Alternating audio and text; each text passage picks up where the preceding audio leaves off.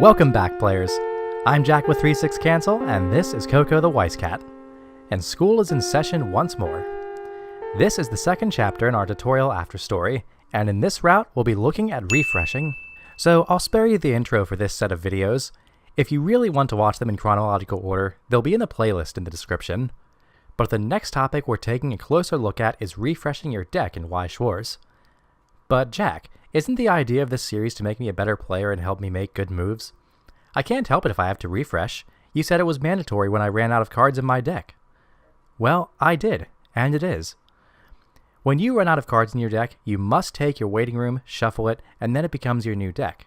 Then you take one mandatory damage that can't be cancelled, so pray that this isn't a climax. This isn't optional, and it interrupts anything else that's going on. No other abilities happen until this is resolved. But while it's a mandatory part of the game that's just going to happen, like leveling up or taking damage, there are ways to improve the way you play around it. We're going to lay out some lessons here that will make you refresh smarter. So, pens and papers out. You'll be turning in your notes for Coco's approval at the end of class. Lesson 1. Damage weights.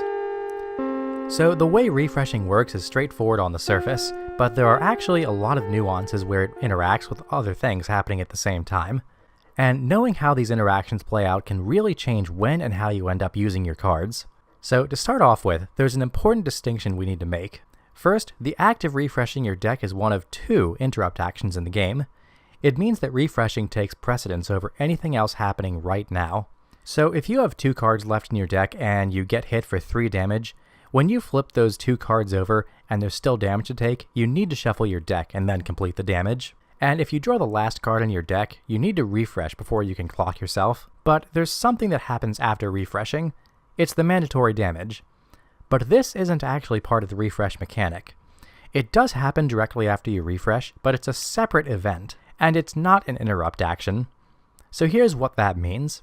When you take that 3 damage with 2 cards left in your deck, you refresh, then flip over the last card in your damage if you haven't cancelled before that. So if it's a climax, you cancel. And if not, you take the 3 damage. Then, and only then, do you flip the top card over for your refresh damage. Because you're in the middle of taking damage already, you can't take another refresh damage while that's going on, because refresh damage isn't an interrupt action.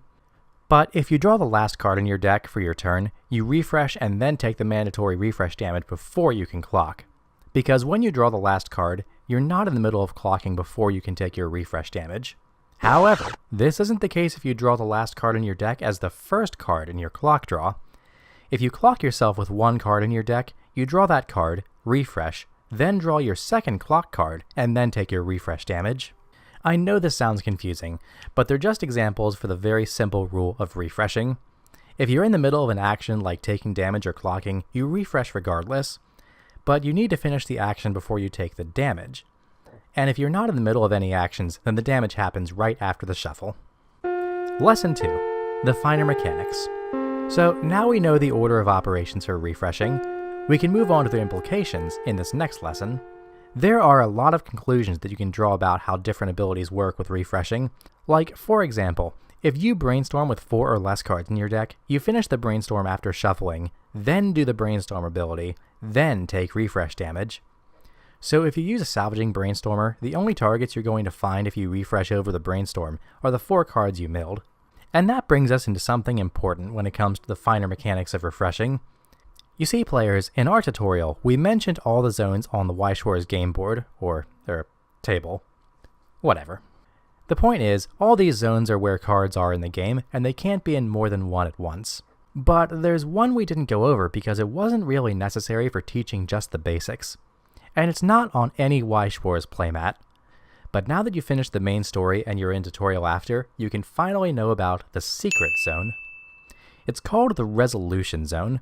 It's a place for cards that are currently involved in any action. So when you're taking damage, before you put the revealed cards in your clock and after they're revealed from the top, they hang out in this secret zone where they aren't either in your deck or your clock.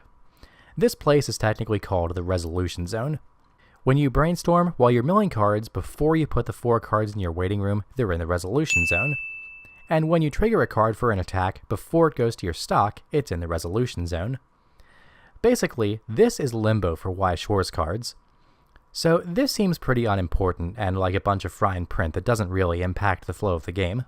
Well, you're mostly right, and that's why I didn't mention it before. But there is a place where it becomes very important, and if you haven't guessed, that place is refreshing. So remember how refreshing is an interrupt action? It means it happens in the middle of whatever's happening right now. Well, that means that if something's in the middle of happening and cards are still in the resolution zone because it's happening, they don't move to their final destination until you're done refreshing. That means when you're taking damage and you cancel with a climax as the last card in your deck, this canceled damage isn't in your waiting room yet, and that means it doesn't get shuffled into your deck when you refresh. When you're using card abilities or planning your turn, it's important to know what cards you can expect to be in your waiting room and in your deck. So knowing how refreshing works in relationship to the resolution zone is very important. Lesson 3. Plan ahead. So you can't control that you refresh, but an important part about refreshing is controlling when it happens.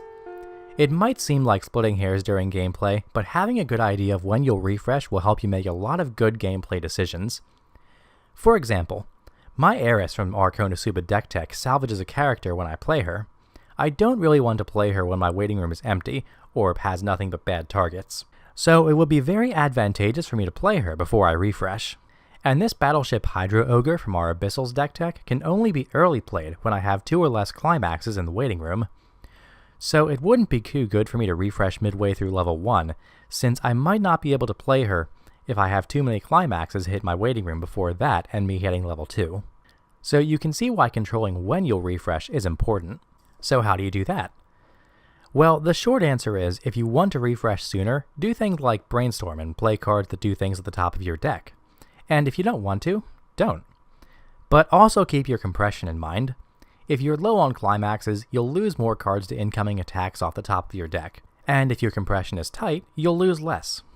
Factor that into your decision to use card abilities and play characters. If you're super compressed, brainstorming with a search brainstormer might not be a great idea, because you might lose a lot of potential cancels, and your choices will be slim. And if you're closer to refreshing than you want to be for your early play, it might be good to sculpt your game plan not to rely on them so much. So consider how your cards interact with your deck and waiting room, and plan accordingly. Lesson 4. Deck check. So in Weiss Schwarz, it's perfectly legal to pick up your waiting room at any time and just sift through it. Waiting rooms are open knowledge to both players, so one of the best things you can do before you shuffle your deck is just pick up that stack of cards to check what you have. Do this before you actually are forced to refresh, as the moment the last card leaves your deck, you must refresh your deck, just sometime when you're close and don't have too many cards left in there. While in most casual play, looking through your waiting room before you actually shuffle is common, a good thing to remember is that it is technically against the rules to look at your waiting room when you're forced to refresh. But that said, the point is that you should know exactly what's going in your deck before you shuffle it. Important questions to ask are, how many climaxes am I shuffling back with? And concerning those, will I be likely to draw into a climax combo if I don't have it already? Am I losing targets that I want in my waiting room soon? And are targets I want to search out of my deck going to be available? All of these questions, if answered properly, can help you play better after your refresh, because you have a very good idea of what your deck will look like. But you know what else? It can help you read your opponent's deck too. It's also perfectly legal, and a very good idea, to ask your opponent to let you view their waiting room. Since it's an open zone, they can't refuse. Just remember to do this before the actual refresh happens. And you can answer more questions by looking at your opponent's waiting room. How many climaxes are they shuffling in with? Is there an anti-change backup in here? Are they really running 4 copies of this card? And are there finishers in there? You might not be able to get complete answers to all these questions all the time, but looking really helps you out. So check your waiting room, and check your opponent's, because on the first refresh, there's no reason not to know exactly what your deck looks like. Lesson 5. Compression. Compression. Compression, compression, compression. The name of the game in Weiss Schwarz is compression. The most important thing about refreshing in this game is to make sure that as many climaxes as possible are as mixed in with as few other types of cards as possible when it happens. It means you'll cancel more damage and be harder to kill. And that's the point. So how can we improve our compression on refreshing? Well, there are a few ways. First, if you know you're refreshing soon, try to get climaxes out of your stock in hand. Use discard outlets like tutors and discard brainstormers to get the ones in your hand out, or just play them out to get rid of them. And if a climax is 1 or 2 cards down in your stock, play a character that costs stock, or again, brainstorm or use another stock ability. Second, if there aren't climaxes in your stock or hand, be more hesitant to put cards in your waiting room since it'll lessen your compression the closer you get to refreshing. Try to keep as much clean stock as possible, and keep your hand padded. Third, don't clock climaxes that might not get put into your waiting room before you refresh. And on that note, don't level yourself up with abilities or clocking if you're close to refreshing, since it puts a lot of cards in your waiting room that could stay out before you shuffle. But speaking of leveling up, there's another secret bonus tip here. So let's say you're in this situation. You have 6 cards in your clock and 1 left in your deck. Your opponent deals 1 damage to you. So you have 7 cards in your clock and you need to level up.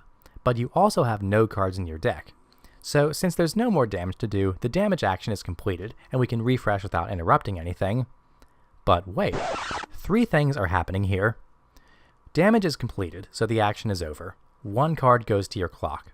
So you have 7 cards in your clock and no cards in your deck. In that situation, whenever you find yourself in that specific state, you have a special opportunity. Remember when we said the game only had 2 interrupt actions? Well, leveling up is the other one.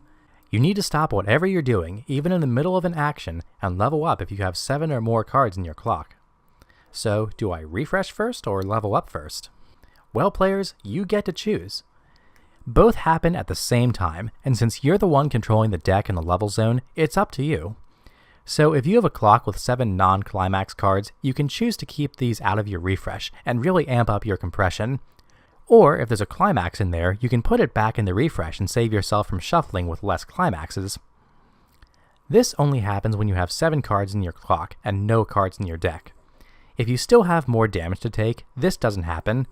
And if you clock yourself to level up, even though you would draw the last card on your deck off the clock, drawing for a clock isn't an interrupt action, so it doesn't work in that situation either. But if you use an ability that requires you to clock yourself as part of the cost, and it's the last card in your deck and it levels you up, it's the same deal. Like Krista here from our Titan Rondo. She can put you in that special case. This won't happen very often, but it's extremely useful to know when it comes up, and it can radically improve your compression when it does. So once more, this brings us to the end of our lessons for today. And again, let's wrap up with a quick review. First, we went over how taking damage and refreshing your deck are 2 different events. You finish whatever action you were in the middle of, if any, before you take refresh damage. Second, we talked about the resolution zone, and how even though it doesn't come up often, it's very useful to know that any cards in the resolution zone don't go to the waiting room if the ability they're part of isn't over, and happens to be interrupted by a refresh. Third, we went over planning. The contents of your deck in the waiting room are important to a lot of popular cards, with common abilities that span across different sets. Some early play cards require 6 or more climaxes in the waiting room, some require 2 or less, while others require stranger things. And it's important to know how your deck and waiting room will look after you refresh. And then fourth, and related to that, we talked about looking at your waiting room before you shuffle, and equally important, looking at your opponents before they shuffle. The contents of both will answer a lot of key questions going forward in your game. And fifth and most importantly, we went over compression and how to improve it on the refresh. Compression is such a key element to Weiss that it's hard to condense it into just refreshing without going into other game actions. But we did go over some important tips like keeping cards that aren't climaxes out of your waiting room and in your stock and hand as much as possible, and not leveling yourself up close to refreshing. Keep to these tips and you'll find that on average you'll see a lot more of your climaxes on your opponent's turn, more cards that you want in your deck when you want them, and then your early plays will come out exactly when you want them to. Thanks for sticking with us again, players. If you've watched this far and made it to the end of this drivel, I'm super glad you're looking for resources to get better at Weiss Schwarz and studying them well. I'm not an authority on Weiss by any means, but I do have a lot of play experience that I feel I can pass on. And I really want to do what I can to help people understand more about my favorite card game. When we actively try to get better, we not only challenge ourselves, but those around us. And if you're stepping up your game, your opponents will have to do so as well. It leads to a healthy cycle of mutual improvement. And before you know it, you and your friends will be sweeping tournaments like Billy Mays for the Mighty Broom. And as always, thanks for watching, players. Peace.